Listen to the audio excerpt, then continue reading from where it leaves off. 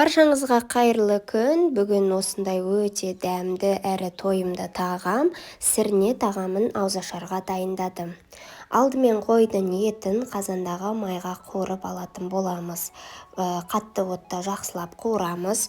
Үстін тұздап, үстіне тұзымызды, бұрышымызды, жақсы көретін специяларымызды сеуіп, жақсылап араластырып, қатты отта қуыратын боламыз.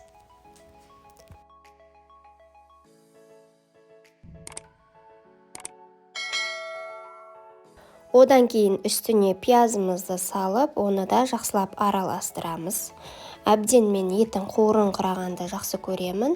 Осылай жақсылап қуырып алғаннан кейін, үстіне суы тартылғаннан кейін тағы да кішкене су құйып, оны пісіріп алатын боламыз, толықтай еті піскенше дейін.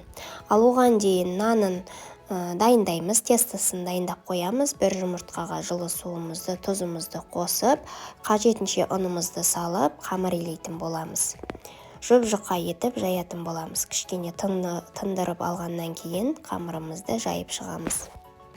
Сонымен қатар достар, менің каналымда бұдан да басқа қызықты рецепттер бар. Каналға тіркеліп, лайк басып, қолдап қойыңыздар. Мінекей қамырымызды басып қойдым, енді кішкене тындырып аламыз. Негізі барлығын бірден қазанға пісірсе де болады. Мен бірақ осы жолы бөлек жасаймын, себебі бөлек пісірген өте ерекше дәмді болып шығады. Картоптары езілмей, әрқайсысы бөлек-бөлек пісірілген кезде әдемі және де езілмей күшті болып шығады. Картобымызды бөлек тұздап, ірі қылып тураймыз. Осылай тұтастай етіп, ешқандай турамай, үстіне тұзымызды, паприкамызды және де жақсы көретін специяңызды салсаңыз болады. Үстіне сәбізімізді, сладкий перецімізді де ірі қылып турап, барлығын бір үлкендеу ыдысқа аудардым. Барлығын тұзын қажетінше салып, араластырып аламыз. Үстіне кішкене сұйық майымызды қосып, жақсылап қолымызбен араластырып аламыз. Духовкаға қызып тұрған мен 200 градуста жарты сағат уақытта пісіріп алдым. Әбден күйіңкіреп, күшті болып пісті. 20 минутта да пісуі мүмкін, қарап қойыңыздар, күйіп кетпесін. Духовкаға бөлек пісіріп алған өте ыңғайлы әрі картоптарыңыз езілмейтін болады. Негізі бір қазанға пісірсеңіз де болады, олай да жақсы шығады, бірақ та маған осылай пісірген ұнайды. Ал енді гүл ханымды жасау үшін ортасына начинкасын дайындадым. Морковты теркіден өткізіп алдым. Жуамызды ұсақтап турап, үстіне петрушка немесе укропыңызды салып, тұзыңызды, бұрышыңызды салып, сұйық маймен араластырып аласыздар. Тестамызды жайып шығамыз. Негізі оның арасына ештеңе салмай, тек сұйық маймен де орап шықсаңыздар болады. Бірақ та маған осындай начинкамен қатты ұнайды, әрі дәмді болып шығады.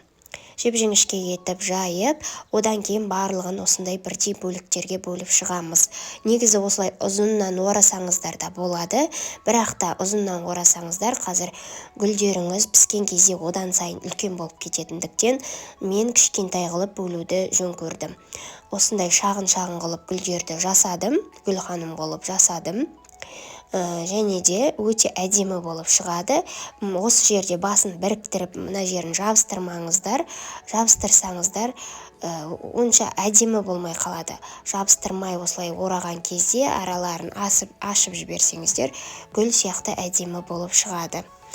Барлығын жасап, мантаваркаде 35-40 минутта пісіп шығатын болады. Оған дейін біздің қойдың еті де піседі, асықпай, және де картоптарымыз да пісетін болады. Мінекей барлығын жасап шықтым. Кешкі ауызашарға жасасаңыздар өте тойымды тағам. Түнде сәресіне тағы да жылтып берсеңіздер де болады. Молынан шықты. Мінекей етіміз бізде дайын болды пісіп. Етті бөлек ыдысқа салып алдым. Себебі енді сорпасына жаңағы піскен картоптарымызды, көкөністерімізді салатын боламын. Себебі олар құрғақтау болып тұрғандықтан. Және де олай да дәмді негізі, бірақ осы сорпаға салсаңыздар, одан сайын дәмдірек болады. Кішкене салып, аунатып аласыздар. Біздің тағамымыз дайын, мінекей. Енді әдемілеп ұсынсаңыздар болады.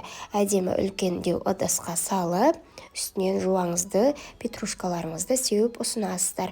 Қасына осындай өте оңай салат жасай қойдым. Свеклоны пісіріп кубиктап турап, үстіне чеснок пен майонезбен араластыра қойдым. Сіздер де жасап көріңіздер, ас болсын. Назарларыңызға рахмет.